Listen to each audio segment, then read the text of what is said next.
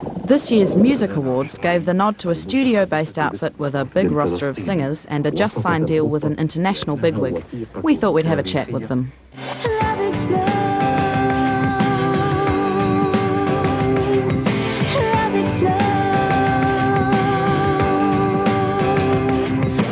Strawpeople began in 1985 when Paul came to me with a tape of the Pope in Ireland and said he wanted to do a cut-up thing, which was just coming out of New York at that time. And I knew how to work BFM's campus radio studio. So we sort of strung some weird percussive things together and even weirder musical bits, and that was the first thing we did.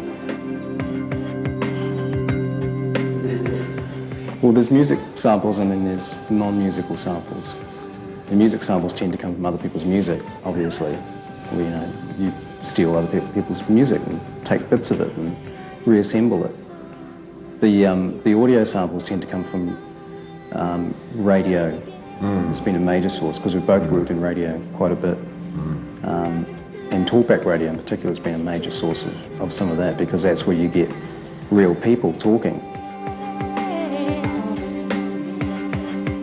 Quite often we record with the television on in the studio. That's actually one of the most essential pieces of studio equipment for us.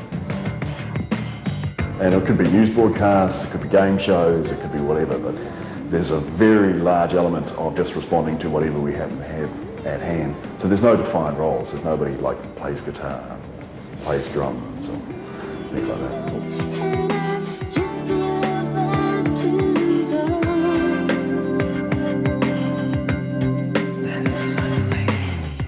Yeah, singers, eh?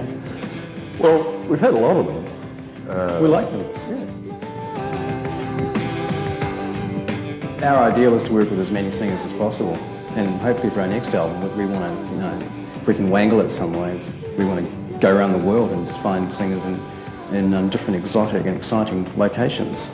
Yeah, the idea being that we actually turn up in a city and we audition for singers, and we pick somebody and then we write the track having found the singer, and you end up with like a travel log of an album.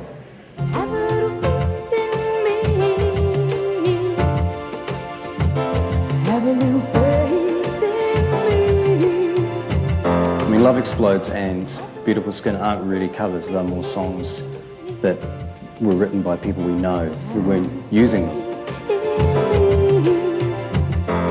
Things like Have a Little Faith, I guess, are a little closer to the original in some ways, but that one really was a case of sticking a beat under it, but also bringing out other elements of it, like the gospel element, which, was only hinted at. You basically turn up the knobs of the parts that you see in it that the original artist didn't turn up. Come here, darling, with the whisper star. Because we don't play live, the way that our music is transmitted is through electronic media. So we broadcast, basically. I mean, in a sense, we could have a studio in there where we plug into a radio station and just make music and broadcast it live. That's close to what we're doing in a way, except we send it out on CDs.